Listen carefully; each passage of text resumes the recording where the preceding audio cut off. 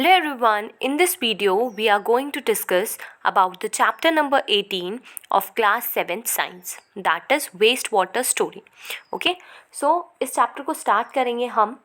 एक बेसिक सी चीज़ मैं पहले से आपको बताना चाहती हूँ, आपके साथ डिस्कस करना चाहती हूँ कि we are starting with the end. हम 18 चैप्टर से स्टार्ट कर रहे हैं. मैंने पिछले कुछ चैप्टर्स की वीडियो बना रखी है, but I am starting with the last.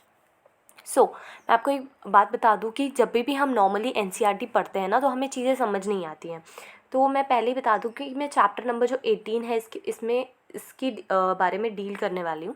सबसे पहले मैं आपको ये बता दूं कि देखिए, जो भी चैप्टर हम पढ़ेंगे वेस्ट वाटर स्टोरी, इसमें मैं पहले आपको एक ओवरव्यू देना चाहती हूँ उस चैप्टर का. फिर हम इसको step by step, part by part इसको एक्सप्लेन करेंगे, ढंग से समझेंगे.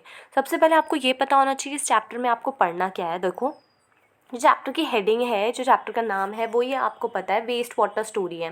तो आपको एक जनरल सा आइडिया मिल गया कि वेस्ट वाटर स्टोरी यानी कि आपको जो वेस्ट वाटर है उससे रिलेटेड, उसकी कैसे प्रोसेसिंग होती है, उसका कैसे ट्रीटमेंट होता है, और उससे इन्वॉल्व जितनी भी प्रोसेसेस, जो भी चीज़ें उसमें आती हैं, उन सब चीज़ों के बारे में पढ़ना है.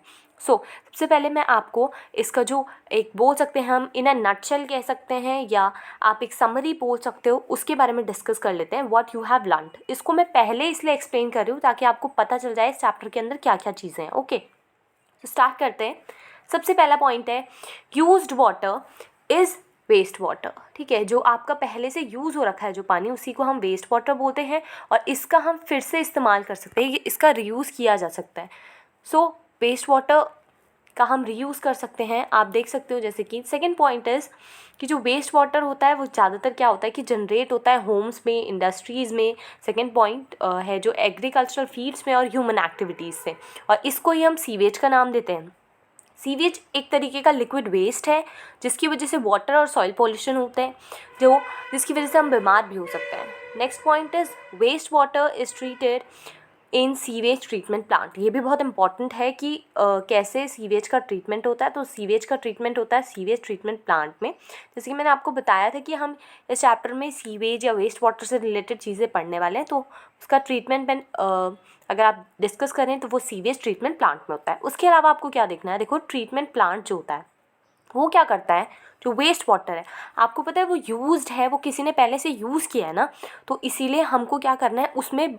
ऑब्वियस सी बात है, अगर वो यूज्ड है तो उसमें क्या होंगे, कुछ तरीके के पॉल्यूटेंट्स प्रेजेंट होंगे. हमारा जो मेन पर्पज़ है वो ये है कि हमें वेस्ट वाटर से उन पॉल्यूटेंट्स को रिमूव करना है.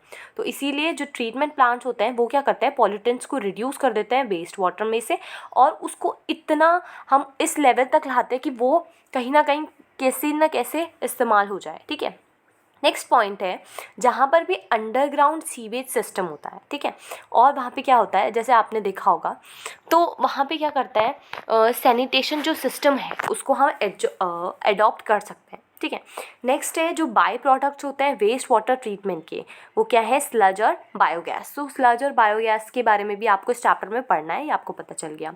उसके अलावा जो ओपन ड्रेन सिस्टम्स होते हैं, वहाँ पे क्या होता है कि फ्लाइज, मॉस्किटो, ये सब ब्रीड करते हैं, और जिसकी वजह से कई सारी डिजीज़ेस भी हो सकती हैं.